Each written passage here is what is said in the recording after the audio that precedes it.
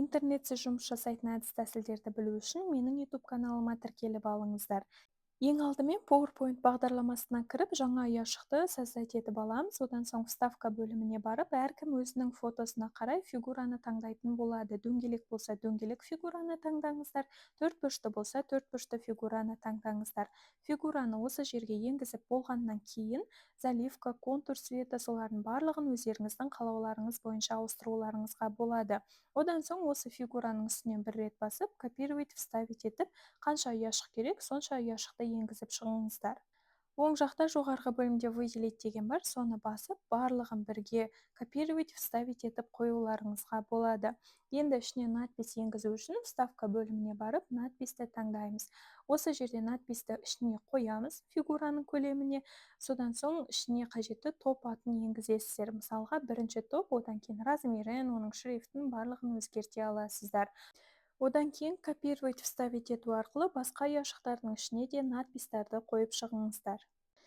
Келесі вставка бөліміне барып, осы жерде рисунокты таңдап, өзіңізге қажетті фотоны енгізесіздер. Одан соң ұяшыққа сай етіп, оны обрезка жасап, ұяшықтың үстінен апарып орналастырасыздар. Басқа да ұяшықтардың үстіне фотоларды енгізіп шығыңыздар. Одан соң, егер сіздер қандай да бір мәтін жазатын болсаңыздар, вставка бөліміне барып, тағы да текст енгізулеріңізге болады. Бұл жерде де стилін, оның қандай болғандығын қалауларыңызға қарай өзгертіп ала аласыздар.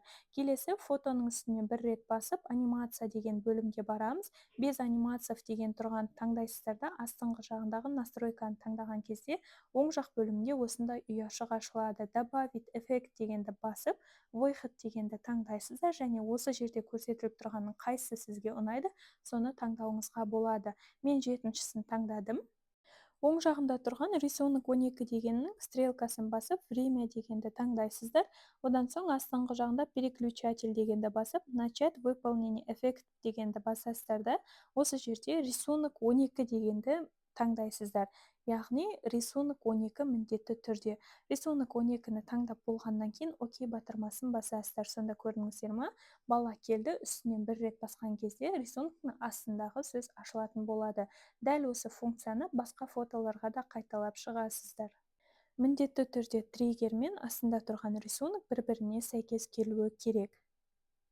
Енді тексеретін болсақ, мінекей суреттің үстін бастық, асты ашылып тұр, суреттің үстін бастық, асты ашылып тұр. Дәл осылай сіздер де өздеріңізге интернетсіз жұмыс жасайтын әдіс-тәсілді жасай аласыздар. Келесі пайдалы ақпараттарды жіберіп алмау үшін менің YouTube каналыма тіркеліп, лайк басып, комментарий жазып, арнамның дамуына өзіндік үлесіңізді қосыңыз.